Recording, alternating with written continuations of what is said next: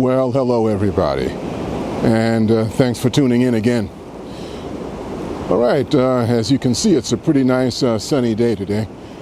It's actually partly cloudy, but the sun's coming in and out of the clouds periodically. All right, little by little it's beginning to clear up, so it's actually looking pretty beautiful right now. It was overcast when I first came out.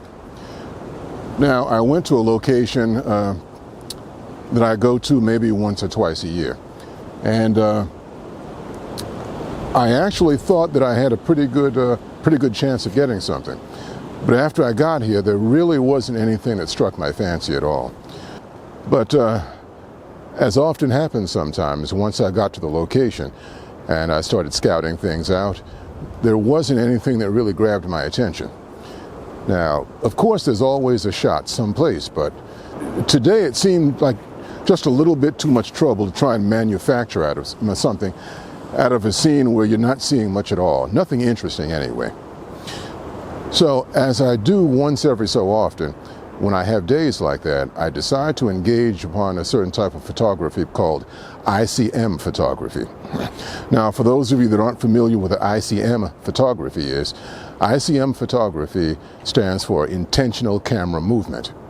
So basically all that you're doing is you're finding an area that looks relatively interesting, and you would focus and set your exposure the way that you normally would if you're taking any other shot. But the key to this is when you're actually pressing the shutter, you're actually intentionally moving the camera up, down, diagonally, back, forward, or sideways, any way that you see fit. Now, the key to this is to take quite a few shots, because obviously not all of these shots are going to be interesting. Not all of them are going to work. You may end up taking 100 or more shots. It goes by pretty quickly after you start shooting.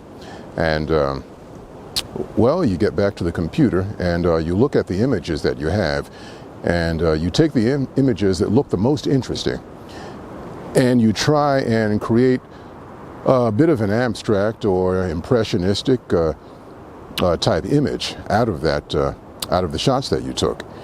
There are some very good ICM photographers on YouTube that do an excellent job with this, and I follow their lead on certain things. So that's what I'm going to do today, and hopefully I can get something that's worthwhile. So I'm going to get started, and I will see you later after I collect all of the images. Okay, I've had a chance to do the editing on the images. As it turned out, I ended up taking around 220 total images, and I sorted out the best images. Now, with this particular type of photography, you can use as many images as you'd like, and open them up as layers in Photoshop, and basically take some of the best attributes or the most interesting portions of those images and arrange them in Photoshop to your liking. Well, in this particular case, what I decided to do was only use 2 images for each final image, and that's what I did here. And as I said, first of all, I did my initial editing. I adjusted the brightness, the sharpness. The sharpness really isn't a huge issue because these images are going to be blurry, somewhat blurry and soft anyway. But a little sharpness is always good to bring out, some detail. And I chose the images that I liked in Lightroom, adjusted the colors, sharpness, contrast, and also the clarity sometimes, the texture. There's no right or wrong when it comes to this. It's just a matter of getting something that you're happy with.